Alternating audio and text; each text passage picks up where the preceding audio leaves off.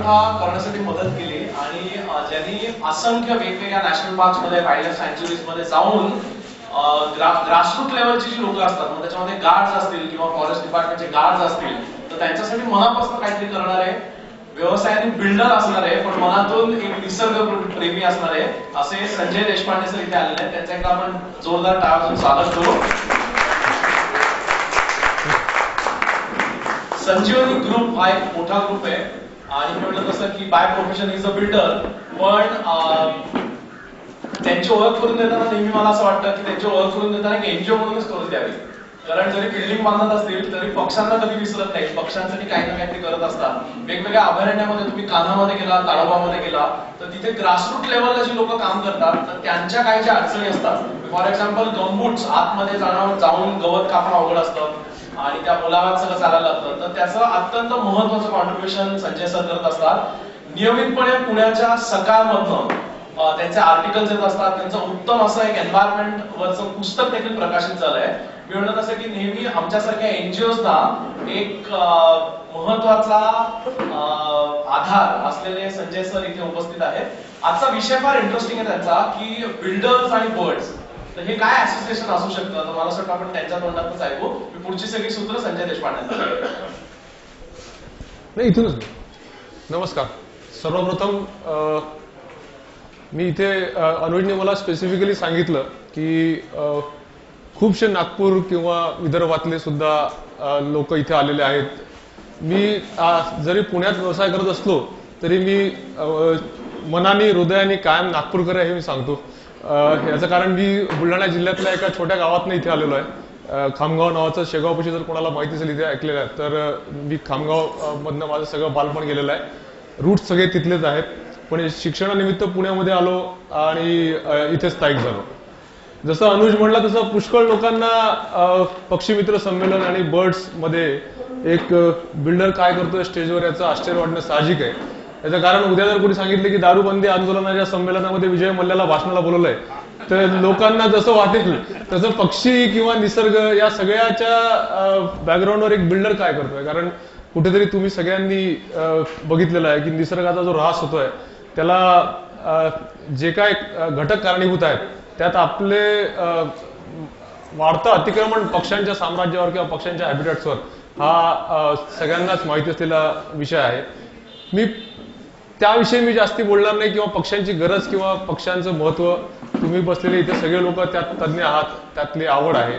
त्यामुळे पक्षी या विषयाचं माणसाला किंवा माणसाच्या जीवनातलं महत्व याविषयी मला वाटतं फारसं काही बोलायची गरज नाही आहे. पण असं काय घडतंय की ज्याच्यामुळे आपल्याला पक्ष्यांच्या संवर्धनासाठी काही करायची गरज भासायला लागली अचानक? असं काय घडतंय की पक्ष्यांचा अधिवास जो आहे तो फक्त जंगलांमध्ये शिल्लक राहिला आता? खरं म्हणजे ठीक आहे की तुम्हाला अगदी गरुड किंवा फार एक्झॉटिक बर्ड्स शहरांमध्ये मिळणार नाहीत, पण कुठेतरी जसे शहरं वाढतात आहेत तसं शहरांच्या बरोबरीने हॅबिटॅट्स पण वाढले पाहिजे. आपण आपल्या घरांच्या बरोबरीने कुठेतरी पक्ष्यांचा पण विचार केला गेला पाहिजे. हे कुठेतरी घडत नाही, ही लिंक कुठेतरी तुटते.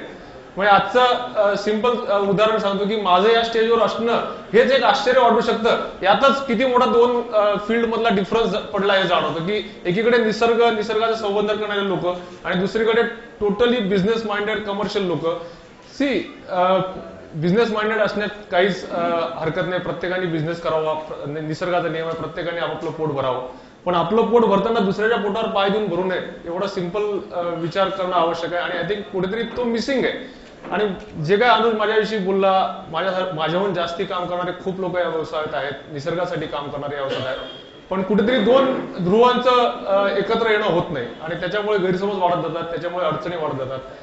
त्या दृष्टीने मी फार वेळ घेणार नाही. जे काय 15-20 मिनिटाचं मला सांगायचं आहे काय आम्ही करतोय किंवा काय करता येऊ शकतं ते मी तुम्हाला काही स्लाइड्सच्या रूपाने, कारण असं म्हणतात की निसर्गाचा वेध घेताना फोटो जास्ती बोलतात शब्दांपेक्षा, तर त्या रूपाने मी माझे काही स्लाइड्स इथे तयार केलेले आहेत. कुठलाही फार जगावेगळे अनुभव नाही आहेत, जे तुमच्या माझ्या डे टू डे आजूबाजूला गोष्टी घडतात त्याच मी फोटोमध्ये मांडण्याचा प्रयत्न केलेला आहे. बस त्याच्यामध्ये सगळ्यात पहिले वरचं एक फार सुंदर वाक्य एका आर्किटेक्टचं आहे की it's not a concrete but a feathers which makes life beautiful. हे इमारतींनी नाही, केवळ तिथल्या फ्लायओव्हर्स किंवा मेट्रो किंवा मोनोरेलमुळे नाही, तर तिथे असलेल्या बायोडायव्हर्सिटीमुळे एखादं शहर सुंदर दिसतं. हे आत्ता कुठे वेस्टर्न मधल्या आर्किटेक्ट्स आणि सगळ्या लोकांना कळायला लागलाय. अनफॉर्च्युनेटली आपल्या इथे काय घडतं, आपण पुढच्याची कॉपी मारतो, पण त्या कॉपी मधले जे प्रॉब्लेम असतात त्या प्रॉब्लेम सगळं कॉपी मारतो. म्हणजे आपण पुण्याला किंवा मुंबईला शांघाय बनवायला जातो, पण शांघाय मधले प्रॉब्लेम सगळं आपण शांघायची कॉपी मारतो. जेव्हा हे सगळे ग्लास फसाड्स किंवा कॉन्क्रीट स्ट्रक्चर उभे राहिले, तेव्हा त्या लोकांना हे लक्षात यायला लागलं की कुठेतरी नुसत्या कॉन्क्रीटनी आणि ग्लास फसाडनी शहर सुंदर बनत नाही, तर शहर त्या हिरवाईने आणि हिरवाईसोबत असलेल्या पक्ष्यांच्या किलबिलाटाने पण सुंदर बनतं. त्यांनी ते तर बदलले, पण आपण अजूनही ग्लास फसाड आणि कॉन्क्रीटचीच कॉपी मारत पुढे चाललेलो आहे.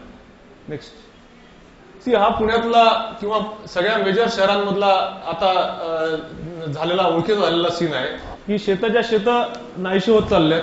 जेव्हा एखादं शेत नाहीसं होतं आपण म्हणतो, तेव्हा ते नुसतं शेत नाहीसं होत नाही, तर त्या शेत जमिनीवरची हिरवाई, त्याच्यातले धान्य तुम्हाला सगळ्यांना माहिती आहे, धान्यावर कितीतरी पक्षी जगतात आणि त्याच्या आजूबाजूला असलेले बांधांवरच्या झाडांपासून सगळ्या गोष्टी निघून चाललेल्या आहेत. माती एक्सपोज होत चालली आहे आणि आपण म्हणतो तसं शेड्स ऑफ ग्रे फक्त राहत चाललेले आहेत. मी मुद्दामून काय घडतंय पुण्याच्या आजूबाजूला आणि मागच्या आठवड्यामध्ये अनुजनी बर्ड फेस्ट अरेंज केला होता इथे, त्याच्यामध्ये बऱ्याचशा लोकांनी चिमणी सुद्धा ओळखली नव्हती फोटोमधली, कारण बघायची सवयच राहिलेली नाही आहे. नेक्स्ट हे पुण्यातल्या कुठल्याही गल्लीबोळांमधलं कॉमन चित्र आहे. इथे माणसांना जागा नाही तर पक्ष्यांनी तर फारच दूरची गोष्ट राहिली आहे पक्ष्यांचा अधिवास शोधणं. Next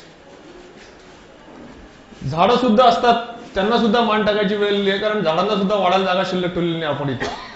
next average building structure मध्ये जर बघितलं तर सगळीकडे कॉन्क्रीट आहे आणि कुठेही पक्ष्यांचा विचार करून प्लॅनिंगची अरेंजमेंट आमच्या ह्याच्यात केलेली नाही. नेक्स्ट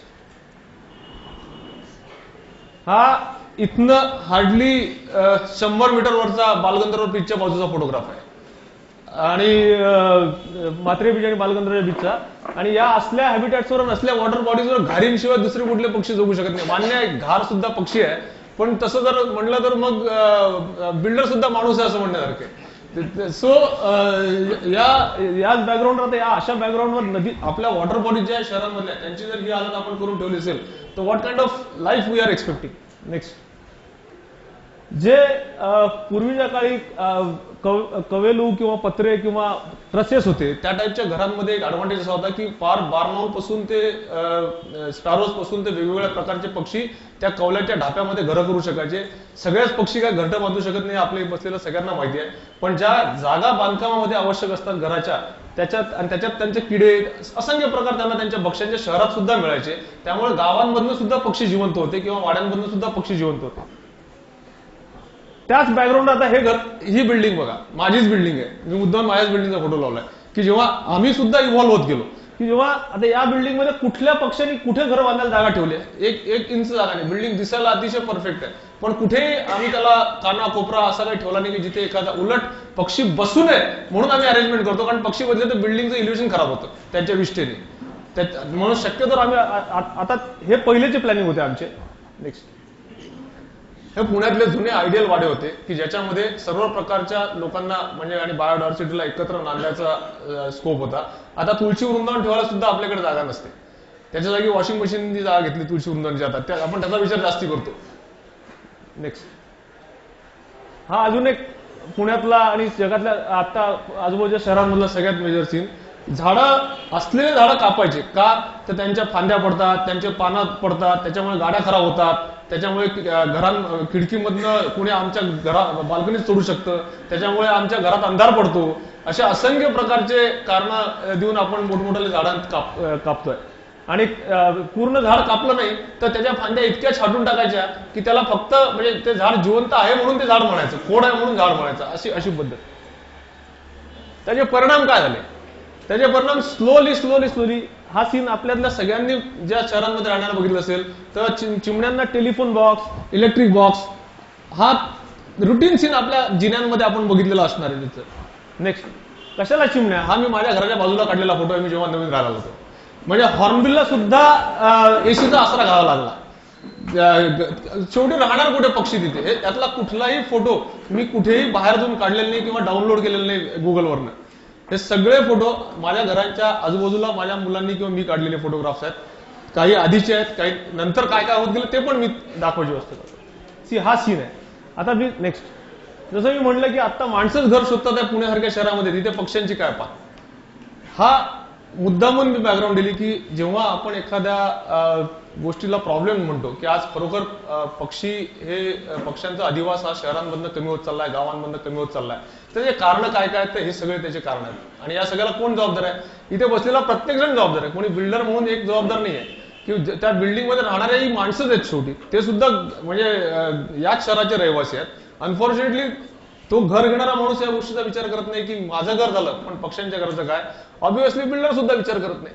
आणि त्याच्यावर अंकुश असलेल्या ज्याला आपण गव्हर्नमेंट म्हणतो, कुठलीही ऑर्गनायझेशन या अँगलनी सुद्धा प्लॅनिंग करायला पाहिजे किंवा या अँगलनी सुद्धा विचार केला पाहिजे, असे कुठलेही नियम बनवत नाही.